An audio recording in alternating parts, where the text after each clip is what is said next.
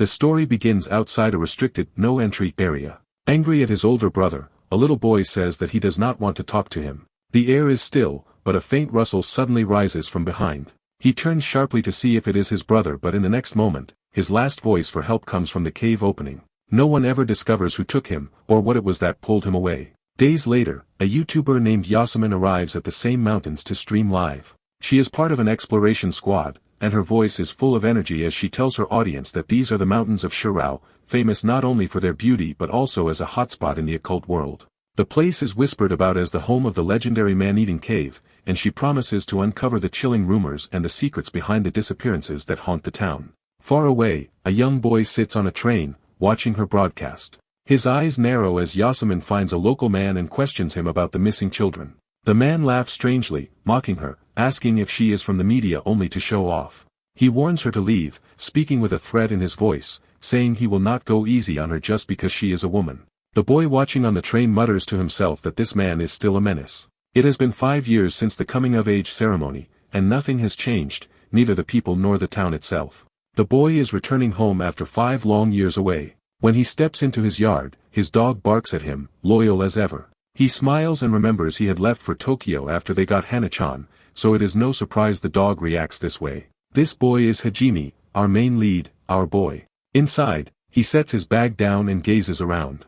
Everything is exactly as he left it. His old monster collection is still there, Mothman, Fishman, and more. A wave of joy washes over him. He has always loved these things. His eyes fall on his brutal villain figurine, Vigilator, the one who always stood as the most terrifying of them all. Then his gaze shifts to a picture of himself with a friend who is older than him. They have not spoken for 5 years, and he wonders quietly if they can still call each other friends. Perhaps it was wishful thinking to believe he could ever keep up with Umi in the first place. Suddenly his phone buzzes. A message from Yamakawa Umi appears on the screen. Welcome back, Hajime. Umi says he is gathering everyone and that Hajime should join. Our boy never told anyone he was returning, yet somehow the town already knows. Small towns are always like that, always watching, always whispering. That night, they meet at the town bar. Old friends gather, laughing and drinking. Akane teases Riku about his marriage, pressing him for his wife's name. Riku, dashing as ever, jokes that she is rushing things. Futabu orders a drink and laughs along with them. Jen suggests spicy fried chicken, while the others place their orders. Our boy sits quietly, soaking in the atmosphere. It feels like old times, yet he feels strangely out of place, like a shadow among them. They soon notice that Umi, the one who arranged the gathering, has not arrived yet. Hajime wonders if he was only invited because of his connection to Umi. Then the bar door opens. A young man in a stylish outfit enters with energy and charm. It is Umi. His voice fills the room as he greets everyone. He rushes to Hajime, embracing him tightly, overflowing with joy. He laughs at Hajime's longer hair and taller frame. The others whisper that nothing between them has changed. Jen remarks that Umi is doting on him again. Umi spoons food and insists that Hajime eat. The group shifts into conversation. They mention seeing Umi on television and call him a celebrity. Talk soon turns to Yasemin, the YouTuber, and her visit to their mountains. Riku explains the old legend. Long ago, a samurai clan lost a war, disgraced and exiled. Their glory turned to dust, and they raided villages, slaughtering those who resisted. Their cruelty drew the wrath of the authorities, and every last one of them was executed. Their severed heads were displayed along the river, but the stolen treasure was never recovered. Time passed, and whispers began that the treasure was hidden deep within Mount Shirao, the sacred peak of Iwashiro. Many ventured into the cave searching for it, yet none ever returned. Was it the curse of the beheaded clan, or the wrath of the land itself? No one knew. Riku hums the old warning tune, the one they used to sing non-stop as children to ward off the mountain. Laughter breaks out as they recall their childhood adventure when Riku cried like a baby inside the cave. Our boy listens quietly, but unease grows in his chest. He interrupts, asking them not to speak of that mountain. Riku's smile fades. He reminds everyone that these are the mountains where Umi's younger brother disappeared. Only his scooter was found by the entrance, nothing else. Umi lowers his head, his voice heavy. He says Hajime looked out for him back then, and he begins to weep at the memory. He suggests they all visit the mountain again. One by one, they agree to meet at the campground sign the next day. Later, Umi and our boy walk home together. Umi talks cheerfully about food tasting better with others. Hajime stares at him, troubled. Umi asks if something is on his face, but our boy replies that it is just his whole vibe. He says he will sit out tomorrow, feeling he does not belong and fearing he will ruin the mood. Umi refuses firmly, saying without him it is no fun. Everyone is impressed that he went to Tokyo alone, chasing dreams. Even Futabu said so. Hajime pauses, then asks what Mita-san said about him. Omi looks at him strangely, asking if he is drunk. He places a hand on Hajime's head and says he can just be the old Hajime here at home. Our boy says goodbye and walks alone through the dark. Omi calls out, warning that there are no streetlights, but Hajime continues on. The night feels heavy. Then, memories return, memories he should not have. He remembers pitch blackness, his body crushed, unable to move. He calls for help, but no sound answers. His hands dig into dirt, and he realizes the cave has collapsed. He is buried alive. Fear consumes him. He cries out that he does not want to die here. Omi's voice cuts through the memory, steady and calm, telling him to stay silent or things will come. Hajime asks what he means, his voice shaking. Omi lifts his phone light and shines it toward the cave opening. Something is out there. Something is watching. In the darkness, Hajime sees a figure. A face stares back, but the eye sockets are hollow. His heart leaps. It looks like Yasmin, the streamer. Relief flickers, maybe she has come to save them. But Omi shouts for him not to look. Hajime cannot turn away. What he sees freezes his blood. The face is no more than a severed mask, dangling from the neck of a monstrous beast clinging to the cave ceiling. Its grin is wide and demonic. Around its neck swings a small teddy bear of Omi's little brother. The scene shifts to Yasmin as she makes her way toward the cave. The heat presses against her, and her fans type instructions and encouragement in her stream chat, reminding her to be careful. The path grows steeper, but she pushes forward, her audience cheering her on. Suddenly, she stops. On the trail ahead lie abandoned shoes, worn and out of place. Her voice trembles as she tells her viewers this must be why people whisper about a man-eating cave, and perhaps also the reason why children have been disappearing for years. Her fans beg her to watch her step. She thanks them lightly, saying she is a grown woman who is forever 15, but her words carry a nervous edge. Soon she reaches a point marked with signs that forbid further entry. 3 hours earlier, Omi and his friends arrive at the campground. The heat is already draining, yet Omi appears in loose clothing and sandals. His friends immediately tease him for his choice. He grins and shrugs, saying it is all about the vibe. Jen laughs, agreeing that summer is about looking cute anyway. Excitement fills the group as they prepare to head up, with Futabu leading the way. The mood feels almost like a school trip, though their supply of chocolate runs out far too quickly. Riku shakes his head, muttering that the girls seem to be the only ones enjoying this. Jen complains about the heat and says if he had known how hot it was, he would never have left home. He glances back at our boy and asks if he feels the same. Hajime shakes his head, but Jen presses, saying he knows the truth, that there is no fun in dragging them into the mountains when they could be gaming instead. Our boy replies that he came anyway. Omi climbs to the peak of a cliff, calling out to his friends with energy, insisting something fun is waiting for them. Suddenly Jen picks up a small snake and tosses it toward him. Our boy shrieks in fear, but Omi waves at him to stay quiet. The snake lashes out, sinking its fangs into Omi's forearm. He staggers back, groaning, and then snaps at the others, demanding to know who threw it, accusing them of trying to kill him. Jen smirks and says if anything, Omi should be telling them what it really takes to kill him. The group bursts into laughter. At last, they reach the path that passes beneath a shrine. Beyond it lies the entrance to the cave. The place feels strange, heavy, and out of step with the cheerful mood of earlier. Omi pauses before the shrine and bows his head for a quick prayer, asking for safety in their adventure. As they pass, they notice an old man sitting nearby, head bowed, hands pressed together. Assuming he is a priest, they call out, apologizing for disturbing him. He does not respond. Omi warns them not to wake him if he is asleep. But then the man raises his head. His eyes are sharp, his face twisted with a fierce expression. He whispers that the cave will devour them all. His voice rasps as he tells them children must not go. He gestures with trembling hands, saying the cave is hungry, that it watches, that it waits. The words strike like a curse. Fear jolts through the group, and they run, leaving the old man behind. They stop some distance away, breathing hard, questions tumbling in their minds. Was the old man simply mad, his mind ruined by the heat, or was there truth in his words? Uneasy, they agree to take a different route back. Our boy starts to call out to Omi, but before he can speak, Omi gestures toward a place in the rock. He explains that if they pass through there, they can reach the cave entrance. But he notes the boulder that sealed it off during last year's typhoon.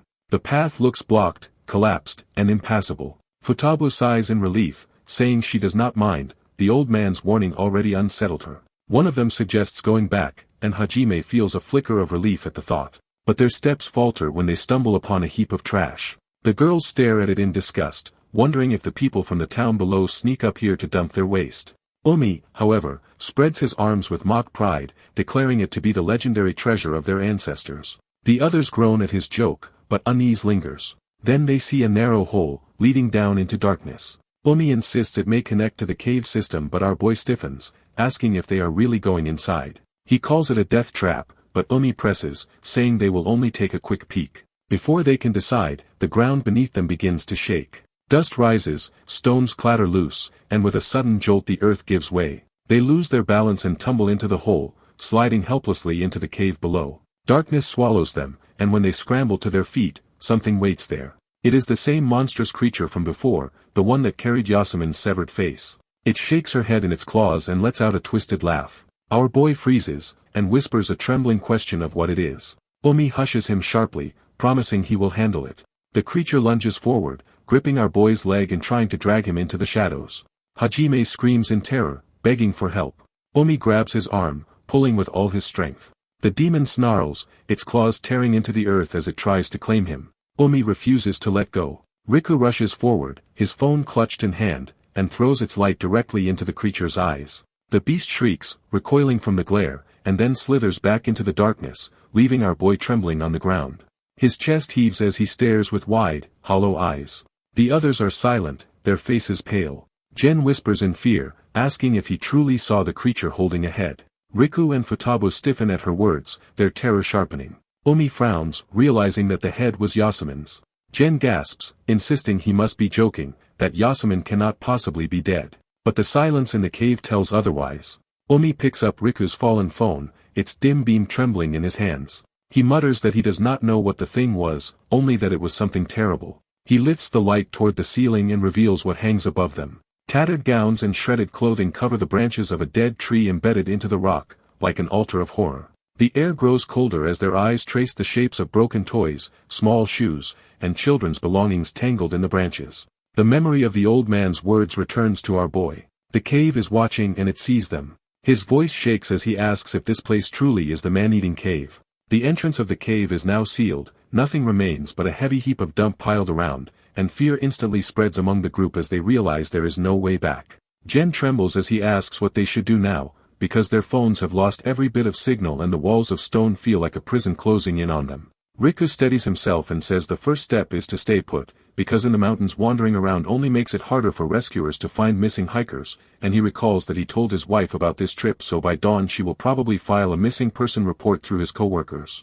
Yet even though his words sound reasonable, the sense of danger presses heavier with every passing minute, and the thought of waiting in silence feels almost unbearable. Jen mutters in grief as he tries to understand how this nightmare even happened, and his nerves begin to fray as his breathing grows uneven. Futaba quietly suggests that maybe the old priest will notice the collapsed entrance, but Riku snaps back, reminding her of that lunatic priest who spoke of the cave devouring and watching, words that now return to them like a curse and make the air grow colder. While they speak, Umi is scattering through the dump heap and suddenly calls out that he has found something, but Riku scolds him for wasting time in such a serious moment.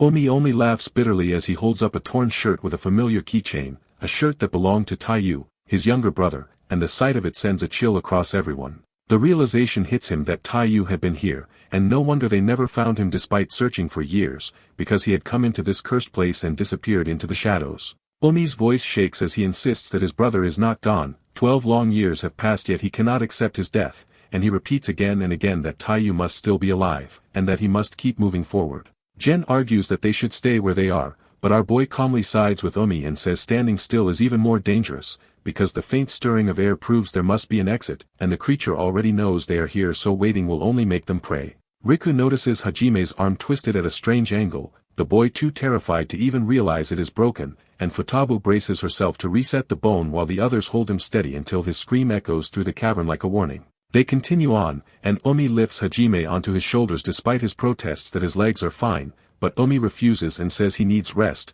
reminding him that his wounds cannot be ignored. Hajime points out that Umi is also injured, but Umi brushes it aside and refuses the comparison, thanking Futaba for her help and admitting that without her skills from the university hospital Hajime would not even be standing now. Then guilt rises in Umi as he admits that dragging them here was his fault and Hajime's injuries are on him, but he apologizes and promises that once they escape he will treat them all to a grand yakiniku feast, a promise so sudden that the group laughs in spite of their fear. Hajime looks at him and feels certain that as long as Omi is with them, they may have a chance to survive. Hours pass as they walk deeper into the suffocating dark, until exhaustion finally forces them to stop, and by then they have been moving for 3 endless hours while the world outside has already fallen into night. Their hunger drives them to open the snack bag, and Riku carefully counts the food, explaining that divided wisely it may last 3 days, but if stretched it could survive a week, which means only 1 cookie and 2 candies for each person every day. He reminds them that more critical than food are the batteries, because once the lights are gone they will be trapped in total darkness with no hope, so everyone must turn off every device unless they are moving. At last Omi collapses into sleep, drained from carrying our boy, while the others dim their lights and allow the silence to cover them, the cave pressing closer with shadows that feel alive as they drift into uneasy rest. The demon creature comes close and its saliva falls onto Gen's face, and at the same time its nose drools and drops wetly across him, making him stir in discomfort.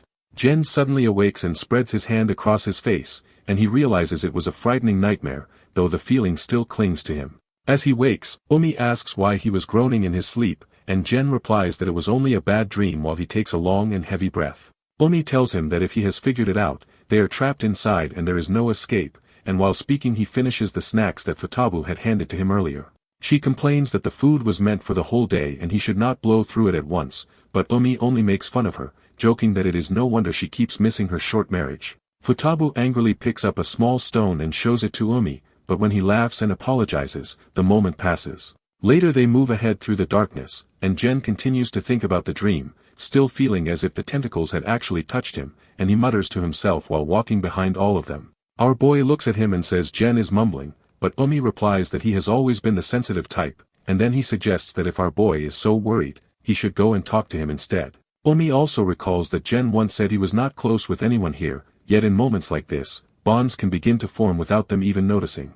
Our boy then goes near Gen and asks if he is alright, but Gen replies in a harsh tone that it is rare because this is not the time to be worrying about others, and then he asks if our boy is trying to get on his back since Omi is tired of giving him piggyback rides. Our boy calmly replies that he does not need that and he was only worried, so Gen settles down and asks what he thinks about the monster, pressing him to tell because he saw it closely. Our boy says it looked human but it was not, and it was hideous, vicious, and had large eyes that shone in the dark, and he thinks it may be the source of the man-eating cave stories, the ones the town always whispered about.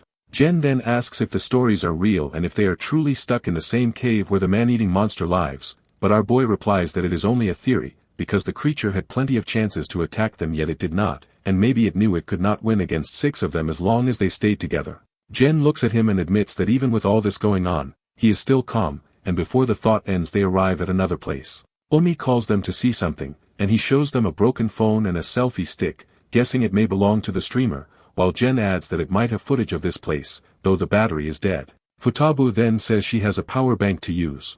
Suddenly Akane interrupts and says she cannot hold it anymore and needs to relieve herself, and when Futabu asks if she is going alone, Akane replies that she is fine and warns the boys not to even think of following her. She goes by herself into the pitch-black way, and when she finds a spot she sits on a rock, lights a cigarette because she cannot live without it, and exhales smoke into the air, creating a thin screen of haze. But in that very moment the demon creature emerges, grabbing her face tightly and lifting her body into the air, and she shrieks with a strange and terrible sound. At the same time, the others manage to power on the lost phone, and the video filmed 3 days ago begins to play. In the video, a girl is calling out for Yasmin, saying that this is not funny anymore and she should come outside, and then the sound of rustling begins. She asks Yasmin if she is there, and as she turns the camera she records the evil creature devouring Yasmin alive. All of them watch in horror, and the sight frightens them so deeply that fear presses into their hearts like trauma that cannot be erased. Gen rushes back and bends over, vomiting quickly, while his body shakes in fear. Our boy stares at the screen, his mind refusing to accept what he has seen, thinking that there is no way a creature like that could exist, no way a beast could expand its jaws so wide that it completely engulfs Yasmin's head, and yet here it is before them. The monster in the recording turns back toward Yasmin's companion and growls with a sound that echoes like a deep rumble in the dark, and Riku, holding his head and sitting down heavily, recalls in horror that the monster was eating a person, chewing as if it were nothing. Gen, pale and shaken, asks how they can ever deal with something like that, saying they are truly doomed, and he adds that he is not ready to go on any further. Omi looks at the screen with a brave and steady gaze, refusing to let fear control him. Our boy whispers softly that they do not know the truth for sure, explaining that in the video it looked like Yasumin's head was being eaten, but when they saw her remains, only her body was missing and her head was still intact, which means maybe the creature did not eat her or maybe it had tried to remove her head on purpose, leaving behind a mystery darker than death. Riku snaps back in anger, asking who cares about such details, pointing out that someone has died, and saying he does not want to know why the creature did what it did, he only knows he wants no part of it. Our boy apologizes in a low voice. Suddenly, Futabu speaks up and asks about Akane, reminding everyone that she went to take care of her business and never came back. They all raise their voices and call out loudly for Akane, shouting into the darkness, asking her to answer if she can hear them, but no voice returns. Riku notices a cigarette stub on the ground, fresh enough to show she was there. Jen asks why she is missing, wondering aloud if the monster took her away, but Riku shakes his head and insists that it is not possible, because the path has been straight and clear, with no place for such a thing to hide, and he reasons that Akane must have turned back, that it is the only explanation that makes sense. At that moment, our boy points toward a narrow tunnel opening, just wide enough for a person to crawl through. Riku, wide-eyed, asks in disbelief if they think Akane went in there. Omi curiously reaches out and touches the slimy net that covers the opening, but Jen warns him sharply not to touch it. The substance looks like plant roots, yet it feels sticky and slick with slime. Without waiting, Omi crawls inside to check if Akane is there. The others cry out that he is insane, but he keeps moving forward, his voice sharp with anger, declaring that it is cowardly to target a woman alone in the dark, and he promises he will burn the creature to ashes if he catches it. Time slips by, and the group outside begins to worry it is too late, while Omi's determination only grows hotter. Futabu asks Riku if they can count on him to follow, and he replies firmly that he will bring both Omi and Akane back, telling them all to wait outside. Riku crawls in after Omi, disappearing into the darkness, while the rest sit in silence outside the tunnel. Jen, with a grief-stricken tone, mutters that it feels like they are trapped in a cheap horror movie, where the group splits up and each person gets picked off one by one. Futabu quickly tells him to stop, clinging to hope and saying they will surely return with Akane. Jen asks her if she really believes Omi thinks his brother is still alive. Futabu answers gently that both she and Omi know it is not possible, but our boy adds quietly that even so, Omi seemed completely serious. Futabu recalls the past, telling them that the two brothers were inseparable when they were young, that she had seen it all with her own eyes, and that even after Taiyo's disappearance, Omi never changed. She explains how Omi often left her behind just to run to the river, where his brother would show him the huge koi fish swimming in the water, and they would try to catch it together, living in their own little world. She admits it once made her jealous, because their bond was so strong. She tells the group that Omi needs to believe Taiyu is still alive, because to him, his brother meant everything. Meanwhile, inside the tunnel, Omi asks Riku to hold on while he crawls ahead. He pushes himself through the narrow space and finally reaches the other side, where an opening leads into a dim chamber. He sits down to rest for a moment, wiping the sweat from his face, but then his eyes suddenly widen in disbelief. Standing there before him is his younger brother.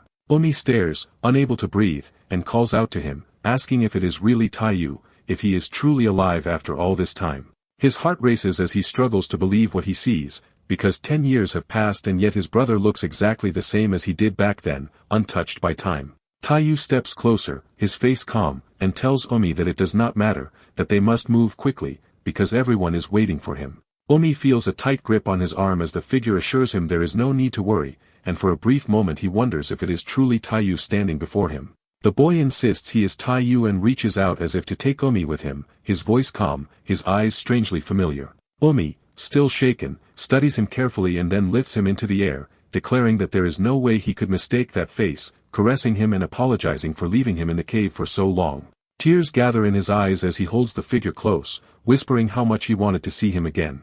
The supposed Taiyu smiles softly and says he was scared and lonely, but he always believed his brother would come back, his words sounding heartbreakingly real, and for a second it feels as if the years of separation had vanished. But suddenly, Omi's expression hardens and without warning he delivers a powerful blow to the boy's face, sending him flying across the ground, the echo of the strike reverberating in the damp cave. Omi breathes heavily, stating that he wanted to hear the love of his brother, but this one expressed it too openly, too boldly, because his real Taiyu had always been shy and never spoke that way. His words cut through the silence like a knife, and the truth reveals itself as the false image growls, its form twisting in pain. When Omi shines his light upon it, the creature shudders and grows strangely calm, its disguise faltering. Omi mutters that he struck his own brother's image and for that the monster will pay dearly, his voice carrying down the tunnels like a threat carved in stone. Far away, the sound reaches the others. Futaba stiffens and whispers to Gen, asking if he heard that dreadful noise, but Gen snaps back, begging her not to scare him, claiming he heard nothing. Futaba insists they should follow after Omi, that sticking together is the only safe choice, yet Gen refuses with a pale face, declaring he will never crawl through that tunnel, that waiting for their return is better than certain death. Futaba's voice breaks as she sobs, calling Akane's name and saying she must be alone and terrified. Suddenly she stands, determined to follow her, but Gen grabs her arm desperately, begging her not to go, saying he will die if she leaves him behind, his voice cracking with fear. He turns to Hajime for help, but our boy is hunched over his phone, focused on the grainy videos, his expression locked in thought. Gen storms toward him, shouting if he has lost his mind, but Hajime lifts his head slowly and says he already suspected something. He shines his light on a nearby rock and points to the grooves and ridges, explaining that they match exactly with the ones shown in the cursed video. Both Futaba and Gen stare in disbelief as Hajime calmly states that the place in the video is this very spot before them, meaning Akane is not gone forever but she must be somewhere close, perhaps even just outside these walls. His words hang heavy in the stale air, sparking both fear and fragile hope. Meanwhile, Riku finally crawls through the narrow tunnel, muttering that he will never squeeze into such a place again. Emerging at the other side, he halts in shock at the sight before him. Omi is on the ground, his massive hands wrapped tightly around the neck of a hideous creature, its body limp and lifeless. With a sharp motion he throws it aside, its corpse sliding across the dirt.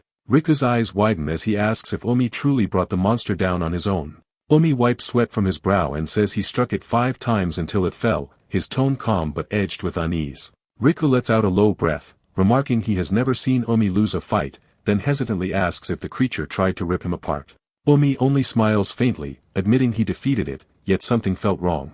He explains that at first he believed it was only an illusion, but he swore with every part of his soul that it had been Taiyu and he saw him, he heard him, and he even touched him. Everything felt real, too real to dismiss.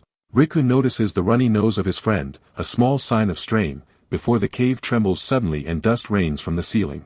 Both turn as the wall splits open and from the shadow steps a woman wearing glasses. She mutters coldly that she will kill them, her voice trembling between madness and rage, and Omi stares at her with wide questioning eyes as the air turns heavier around them. The woman steps forward holding a small dagger, rushing straight toward them with eyes filled with intent, and as she closes the distance she strikes at Omi, but he reacts quickly and dodges the blow. She strikes again, her movements sharp and fast, yet Omi slips aside and stares at her carefully, realizing that he remembers seeing her before with Yasmin. This time, however, her blade grazes him just slightly, leaving him surprised but still on guard. The girl quickly apologizes, saying she did not recognize who she was attacking, and Riku casually replies that it is alright, since such things are nothing for Omi to handle. The girl bows her head again, introducing herself as Marika Suda, and explains that she had come to help with the shoot. Omi tells her that they had already seen her phone and that the group went through a lot because of it, while Marika lowers her head in guilt and says that she also saw that thing with her own eyes. Riku asks how she managed to get inside the cave if the entrance was buried, and she explains that it was indeed blocked, but they tried searching for another way in. As night began to fall and they thought about heading back, something suddenly jumped out of the bushes and attacked them, and the next thing she knew, they were dragged inside the cave. She recalls how Yasmin suddenly began to panic, as if she was seeing something terrifying, and then she ran off by herself, and what Marika saw afterward was exactly what was recorded in the video. Fear overwhelmed her, so she hid herself away for as long as she could. Omi listens carefully and then says that if something dragged them both into the cave, it means the creature can freely move in and out, just as Hajime had suggested earlier, proving that there must be another exit somewhere. Marika begins sobbing bitterly, saying that she thought she would die in this place and is relieved that they came. Omi turns his gaze toward Riku and tells him not to make her cry, though Riku stares back oddly, wondering why he is being blamed without reason. Marika continues, explaining that after a few days she started hearing and seeing strange things, so real that she could no longer tell what was true and what was a hallucination. Even when she attacked Omi, she believed she was only striking at another illusion. Omi, troubled, asks her what kind of visions she saw, then quietly admits that he himself saw his missing brother with his own eyes. Marika answers that she saw her grandfather, and he appeared so real that she could touch and feel him. Riku reacts in disbelief, pointing out that if both of them saw such convincing illusions, then it cannot be a coincidence, and it is clear that the cave hides something far worse than just the monsters. Meanwhile, in another part of the cave, Futaba anxiously asks Hajime how Akane could possibly be inside this place. Hajime explains that when he carefully reviewed the video again, he noticed the rock formations, the ledges, and the curves of the walls matched the place where Yasemin was killed. Jen questions why Akane would even be here, but Hajime insists that the layout is the same, then points toward a strange hump in the wall, noting that it doesn't appear in the original video. They move closer, and Futaba touches it, feeling its surface slimy and alive. Shocked, she realizes it is not a rock at all but something resembling a giant root, and she shouts that Akane might be trapped inside it. Jen warns her not to touch it, but Futaba ignores him and begins pulling at the roots, revealing Akane's body hidden within. She calls desperately for the others to help, and together they pull Akane out safely. She is breathing normally, just asleep, and Futaba breaks into tears of relief. Hajime feels a wave of gladness at seeing her alive, but he quickly questions why she was trapped in such a thing. Jen, uneasy, mutters that he has seen something similar in horror movies, where creatures use such things to lay eggs inside their victims, but Futaba immediately cuts him off, not wanting to hear such creepy thoughts at that moment. Hajime studies the slimy material, scooping some onto his palm, and stares in shock as it begins wriggling and moving as though alive. Back with Omi, Marika suddenly recoils in terror when she notices the corpses of the dead monsters lying nearby. She says she cannot believe her eyes, and Rika replies grimly that he is not even sure who the real monsters are anymore, but at least they are safe for now, and the priority is to find the way out. Marika insists that this creature is not the same one she saw before, her voice trembling with fear. Then, without warning, a series of shrill shrieks echo through the openings around them. They all freeze in place as the darkness stirs, and when the light falls across the passage ahead, another monster emerges, its shadow stretching toward them as it crawls closer, its presence heavier and more terrifying than anything before.